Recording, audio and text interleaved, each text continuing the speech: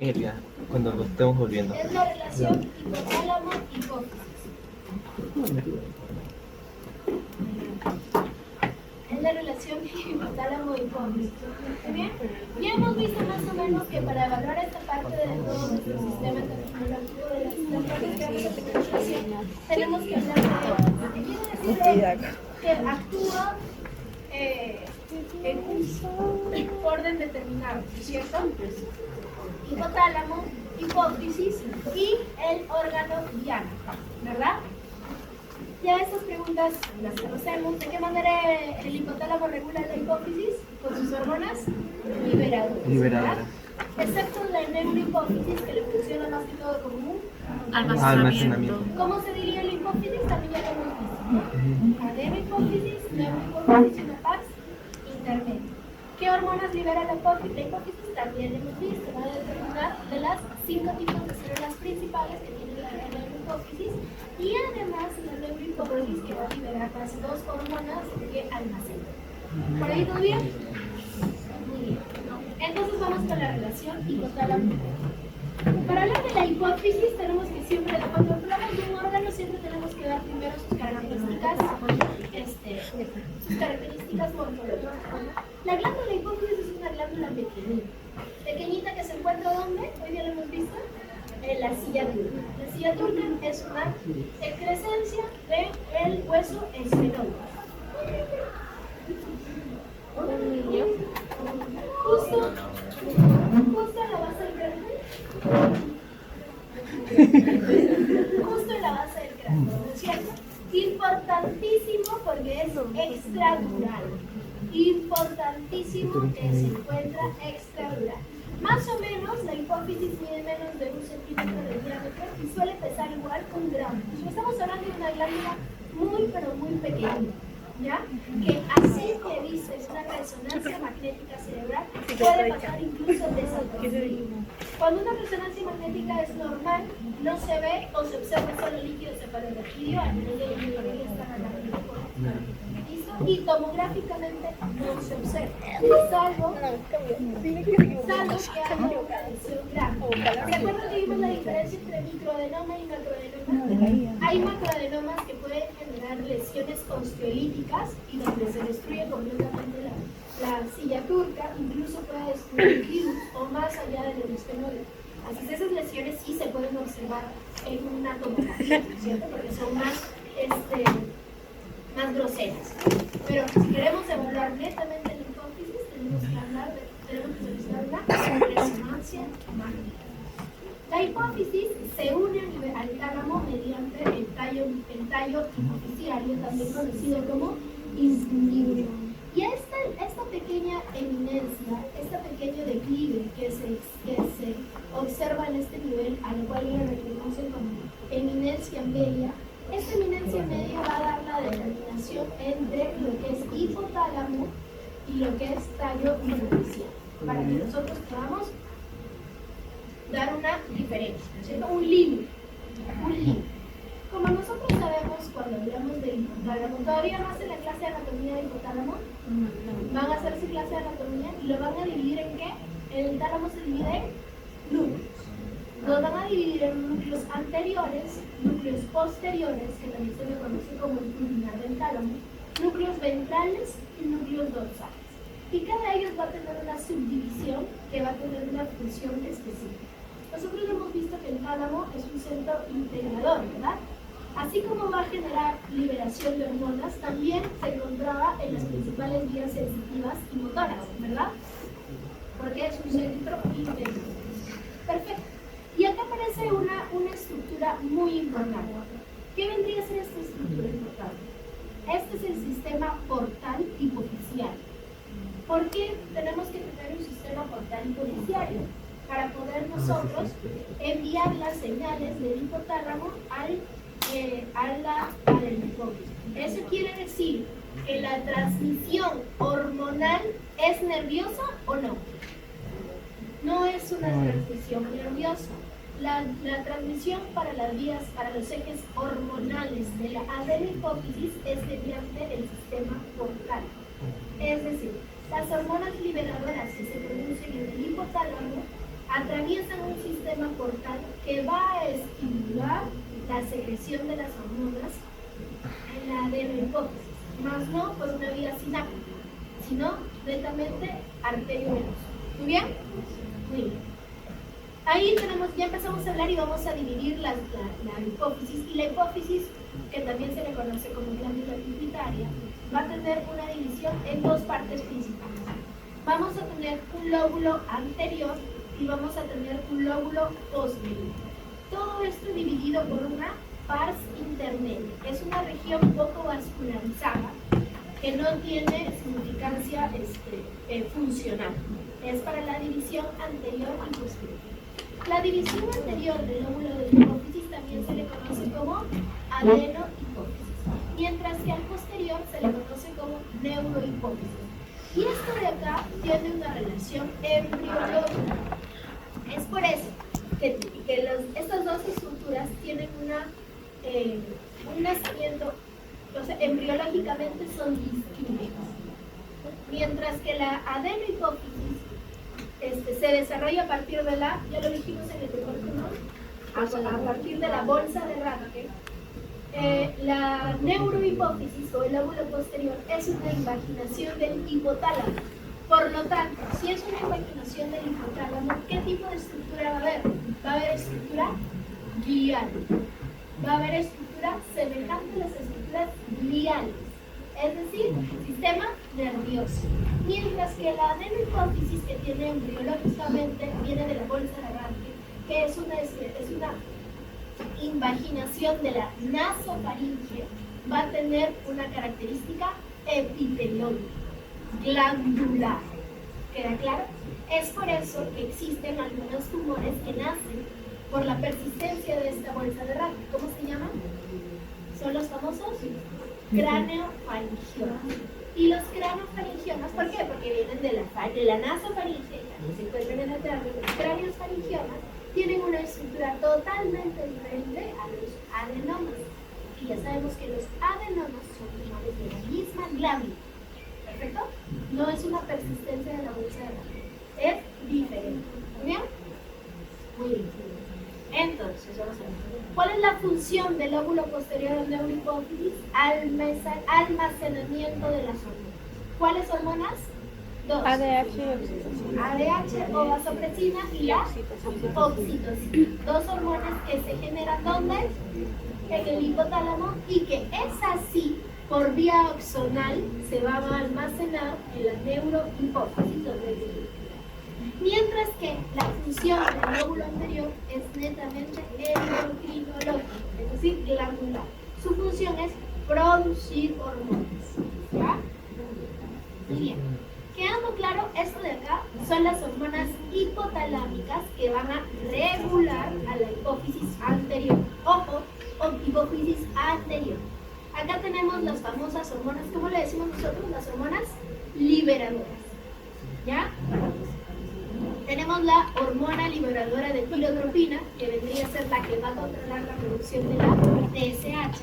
Tenemos la hormona liberadora de gonadotropinas, que va a controlar la liberación, va a estimular la liberación de FSH y LH.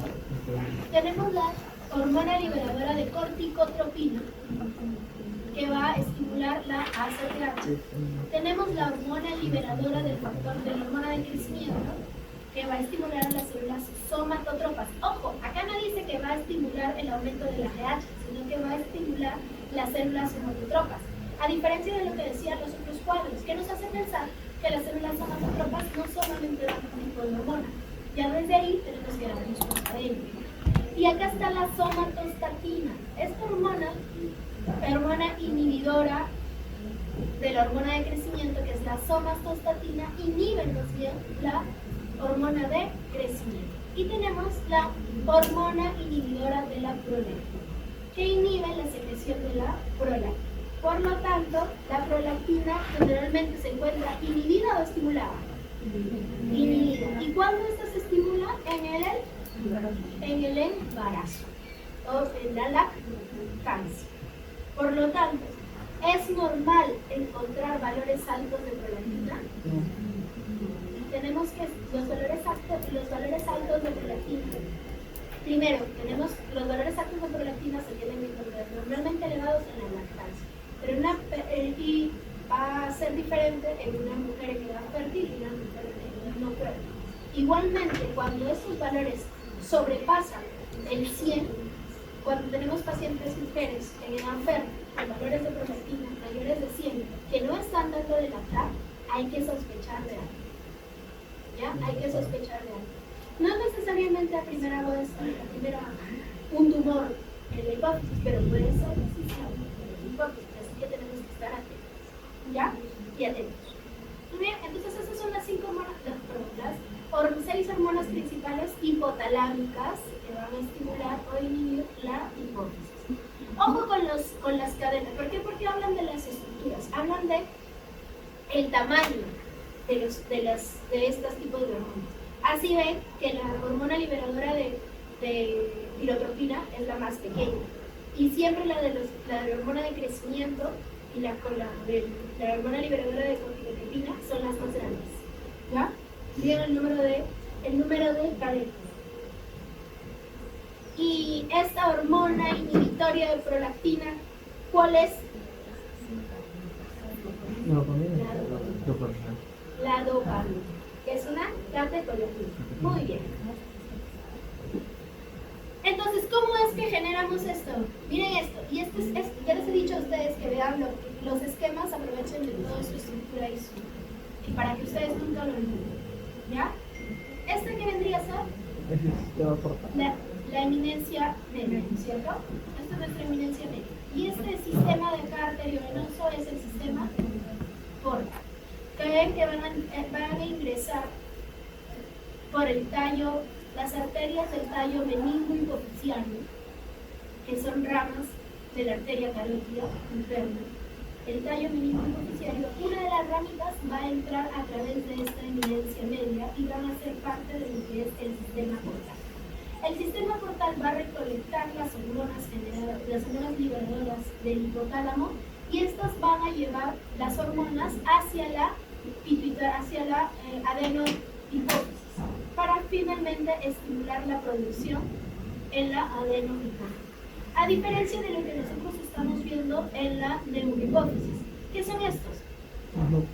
Son prolongaciones. ¿Qué son estos? Son axones. Entonces, por ejemplo, el núcleo supraóptico y el núcleo paraventricular, que son las productoras de ADH y de oxitocina, prolongan sus axones hasta la neurohipófisis, que dijimos que es tejido biliar, y ahí almacenan la ADH y la oxitocina. A diferencia del resto de hormonas, ¿dónde van a liberar las neuronas? ¿Dónde van a liberar las hormonas? Al sistema portal, que finalmente lo va a llevar a la adenohipófisis. ¿Queda clara esta diferencia? Vean por favor cómo es la conexión hormonal de la adenohipófisis a través del sistema portal. Ahí no hay conexión interneuronal. ¿Y cómo es de la neurohipófisis? Es axonal de los núcleos que se encuentran en el supraóptico y en el paraventricular. Perfecto, queda clara la diferencia. Así vamos a tener lo siguiente. Ya lo vimos, ¿cierto? Este vendría a ser la hipófisis, esta es la neurohipófisis, y acá estamos viendo que hay una liberación se está pasando a través del sistema portal la hormona liberadora de crecimiento, la hormona de crecimiento, que va a dar una beta-LPH y una ACTH, sin una fusión completamente conocida, pero la ACTH sí, ¿verdad? La hormona liberadora de tirotropina va a liberar TSH. Las liberadoras de gonadotropinas, LH y FSH. Dependiendo, ¿no? La hormona liberadora de hormona de crecimiento va a dar la hormona de crecimiento, mientras que la inhibitoria la va a inhibir. Y la dopamina va a inhibir la prolactina. Perfecto. Ahora, histológicamente, que supongo que eso ya lo vieron en histología todavía. ¿Ya lo vieron? Ya, perfecto. Entonces, histológicamente, como en todo tejido del cuerpo, siempre hay células funcionantes y células de soporte, ¿verdad? Muy bien. Y entre las células funcionantes tenemos las que tienen ácido filamento o las que no, ¿no es cierto? Las famosas basófilas y ácidos. Y acá tenemos que tener en cuenta algo muy importante. ¿Cuál es la célula de las 5 células funcionales de la hipófisis, la que tiene un mayor porcentaje? La somatotropos, que puede ser entre 30 a 50%. Y que tienen que ser sus características principales, que son ácidos. El resto corresponde más o menos a un 3 a 5%. 3 a 5% de lactotropas, de gonadotropas, de piotropas y de corticotropas. Pero en su mayor cantidad se encuentra la somatotropas. ¿Perfecto? Eso quiero que quede bastante claro. Y así vamos a tener lo siguiente. Primero, que la mayoría de las hormonas van a ir a un órgano diana, a excepción de la somatotropas, que actúan más generalmente. Así, la prolactina va a actuar sobre el tejido de la glándula mamaria. La LH va a actuar hasta en las gónadas, tanto ovarios como testículos. Y ya lo saben, ¿no? Si es la hormona luteinizante, ¿en qué fase hormonal, en qué fase del ciclo menstrual? ¿Ah? En la fase luteinizante, es la Fase lútea. en la fase lútea, como está en nuestro cuerpo. Lútea. Muy bien, ¿y en la FSH? En la fase folicular, ¿no? Folicular. Por eso se llama Folículo estimulante. Porque todo tiene un porqué en su nombre, ¿ya? Cuando lo duden algo, vuelvan al nombre. No les acostumbro a hablar. La hormona, la TSH, ¿dónde actúa? En la tiroides. Y ahí viene nuestra amiga la hormona de crecimiento. Así va a tener acción en varios puntos. ¿Y la ACTH dónde actúa? En la corteza suprarrenal. En la corteza suprarrenal. Y en la corteza suprarrenal, histológicamente, hay 3 tejidos Sí, distintos. zona fascicular. Fascicular, glomerular Y reticular. La famosa, Zona fascicular. el sal, azúcar y sexo. Ah, No se olviden. ¿Ya? Esas son sus funciones. ¿Ya? Muy bien. Entonces, nuevamente lo mismo. Sexo.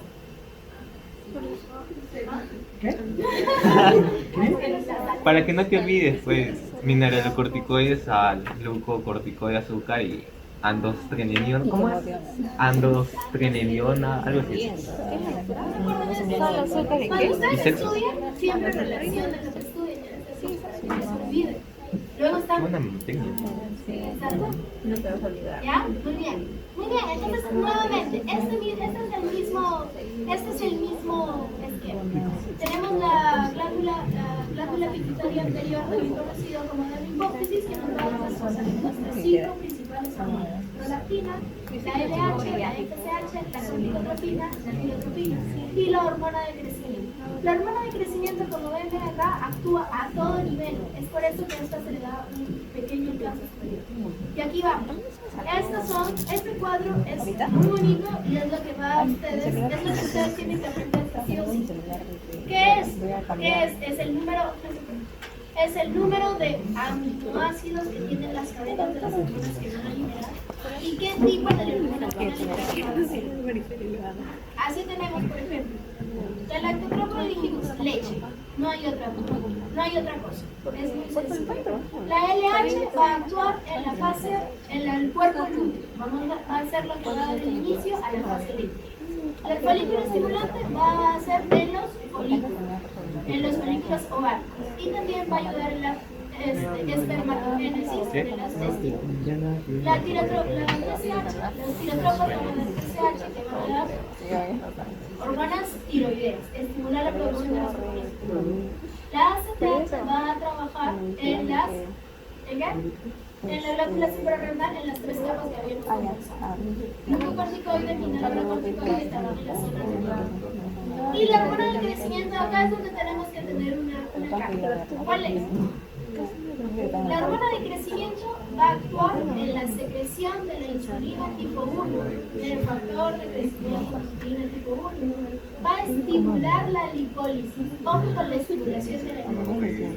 Va a inhibir la acción de la insulina sobre los carbohidratos y va a actuar también en el metabolismo del lípido. Así como va a haber producción de proteínas. Entonces, básicamente, ¿qué es lo que quiere hacer la hormona de crecimiento? Hipertrofia y hiperplasia. Muy bien, lo que quiere hacer la hormona de crecimiento es aumentar el Tamaño. ¿Cómo aumentamos el tamaño? Produciendo proteínas. Pero para producir proteínas necesitamos bastante energía. ¿De dónde saca la energía la hormona de crecimiento? Glucosa. A diferencia de la mayoría de nuestros sistemas que siempre queremos hacer Déjà metabolismo vu. con los carbohidratos, Este es lo con que el lípido. hace metabolismo con las grasas. ¿Qué es lo que todos quisieron? Lipólisis. Entonces, Lipólisis. la hormona de crecimiento hace lipólisis y más bien hace que la glucosa baje. Hace que la glucosa baje y tiene un efecto inhibidor de la insulina. ¿Ya? Inhibidor de la insulina. ¿Qué hace? Que la glucosa que ya está baja no tenga que entrar. ¿Ya? Otra vez el sistema corta. Acá se ve mucho más bonito. ¿De dónde sale la irrigación de la hipófisis? Del tronco meningo hipoficiario. ¿Ya? El tronco meningo hipoficiario va a dar una rama para la hipófisis y una rama específica para la irrigación de las meninges. Bien, ¿por dónde ingresa esa arteria? Por la infencia media. Y va a llegar y va a formar, junto con los sistemas capilares, espinosos y arteriales, el sistema porta, que va a transmitir, va a recepcionar las hormonas que se generan en el hipotálamo, que van a estimular la producción hormonal del ameno. Todo eso queda muy claro, ¿cierto? Acá sí. Hormona de crecimiento. Dijimos que había dos tipos de hormonas liberadoras que genera el hipotálamo, ¿no es cierto?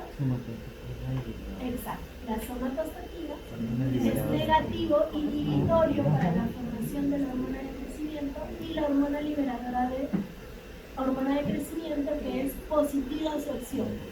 Muy bien. Entonces se genera hormona de crecimiento.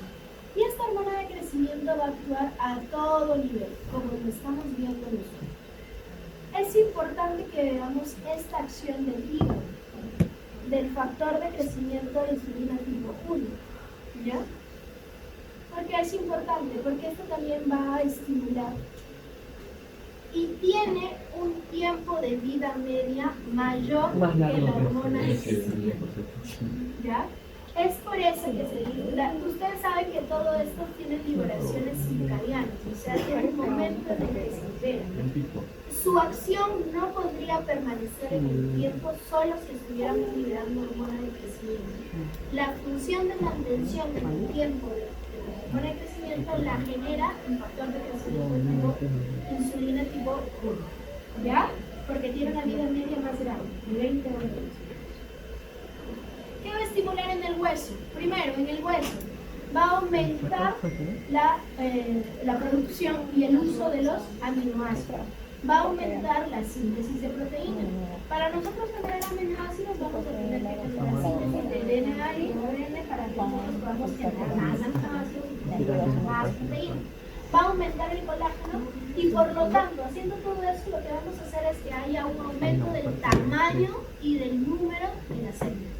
Hiperplasia e hipertrofia.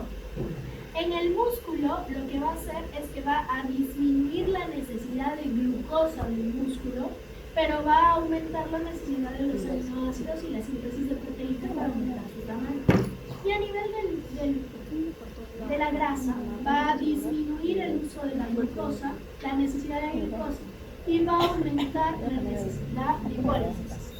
Es por eso que una sobreproducción mantenida de la hormona de crecimiento puede llevar a una cetosis, ¿no es cierto? Porque estamos quemando grasa y podría llevar a una cetosis. Y por su acción en la insulina también podría llevar a una diabetes. ¿Una qué? Diabetes, es diabetogénico.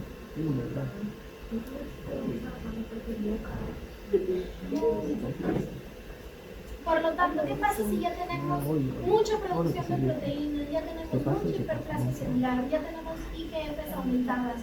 ¿Qué deberíamos hacer? Se debería disminuir la producción hipotalámica. Cuando esto no disminuye, ¿en qué pensamos? En una lesión. ¿Dónde? Dependiendo de lo que esté aumentando. ¿En el hipotálamo o en la hipófisis? Como lo vimos en el caso de hipertiroidismo hoy. ¿Verdad? Muy bien. Este es un experimento que hicieron. Este es un esquema en el que demuestran cómo... cómo tras inyectar la hormona de crecimiento a ratitas durante un tiempo, se ve cómo va aumentando el tamaño del peso. En este caso es peso corporal en gramos, va aumentando. A diferencia de los pacientes que no utilizan, por lo tanto, lo que estaban determinando es que la hormona de crecimiento sí actúa, aumentando los tejidos. Esto es muy importante. Entonces habíamos estado hablando cuál es la función de la hormona de crecimiento. Ahora tenemos que ver cómo es que se regula la hormona de crecimiento. Ya dijimos que se regula a través del hipotálamo por la somatostatina y la hormona liberadora de crecimiento. Pero ¿cuáles son estas hormonas? ¿Qué van a generar hormonas? Por lo tanto, si nosotros tenemos obesidad, tenemos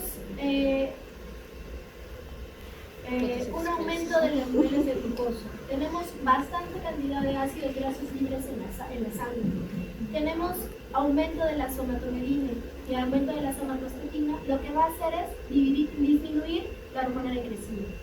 Caso contrario, si tenemos poca glucosa en la sangre, ¿qué vamos a hacer? Vamos a aumentar la glucosa de crecimiento, la hormona de crecimiento. Si tenemos poco nivel de ácidos grasos, va a aumentar la hormona de crecimiento.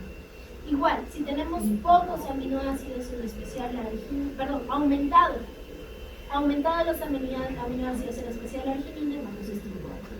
¿Ya? Igual, si el paciente no come para nada,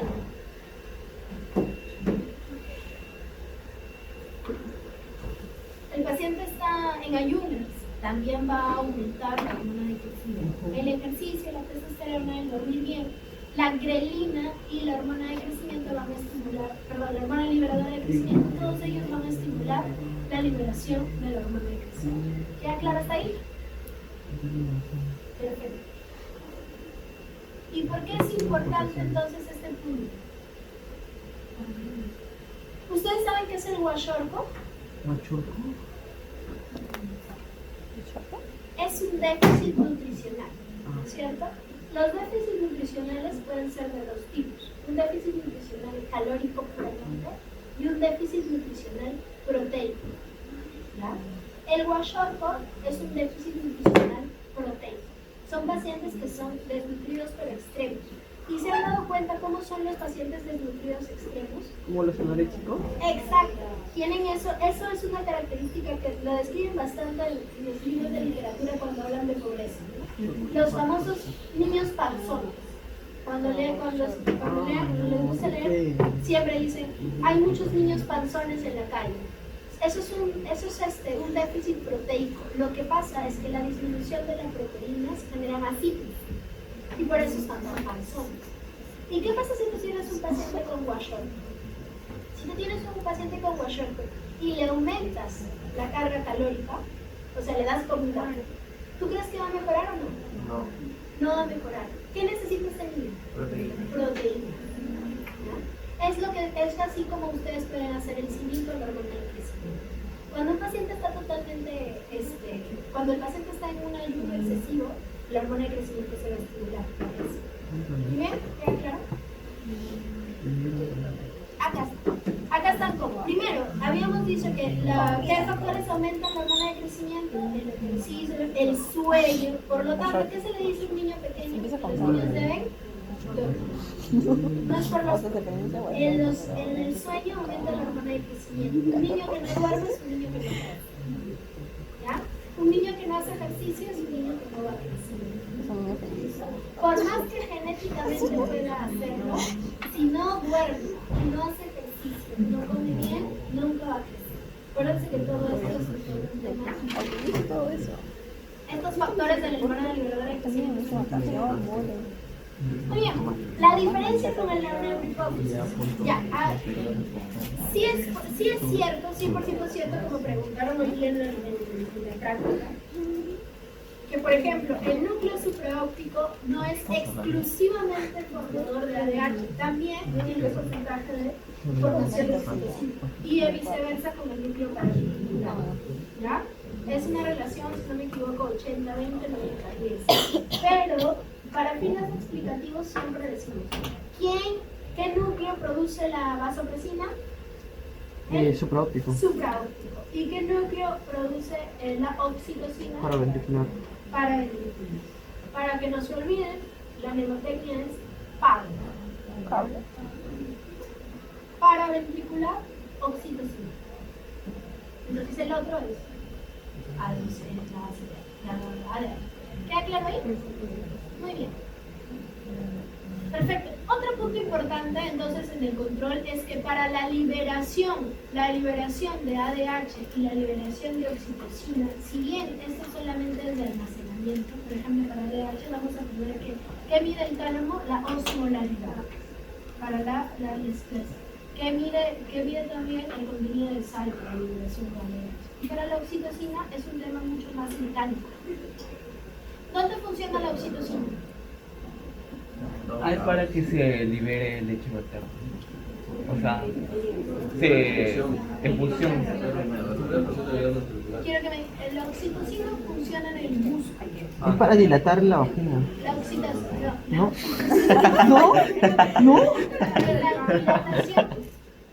Es que no, Buena eso, lo que Jacobo. El útero, las contracciones. Lo que por ahí. dilata no es la vagina. Lo que dilata es el cuello uterino. Ajá. Cuando ustedes vayan a hacer ginecología, ustedes van a medir la distancia en sus dedos, ¿ya? Y con eso ustedes van a palpar. Primero van a palpar el grosor del cuello y van a palpar la dilatación del cuello. No es la vagina la que... Pero sí, actúa en el músculo del útero, ¿no es cierto? Y también actúa en el músculo eyector de la leche, en ambas zonas. Es por eso que cuando ustedes vayan a hacer la ginecología obstetricia en especial y estén con las obstetras al lado, hay veces que las obstetras buscan estimular las contracciones uterinas. ¿Han visto cómo? Estimulando los pezones. ¿Por qué? Porque la succión del bebé va a estimular oxitocina para generar la liberación de la leche. Y esa misma oxitocina va a generar contracciones en el útero. Es por eso que estimulando pezones, las obstetras estimulan las contracciones. Muy bien. Por eso que no se debe estudiar las glándulas, no se debe estudiar el pezón.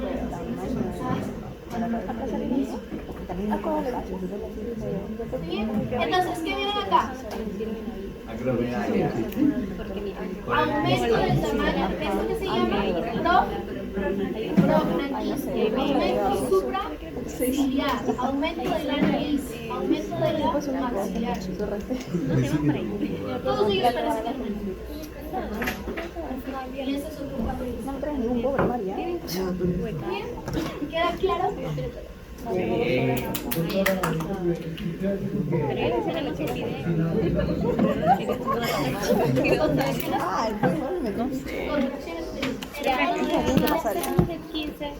Me quedo, pero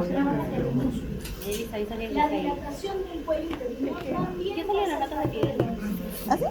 también factura ahí. No, le veo todavía. La mía.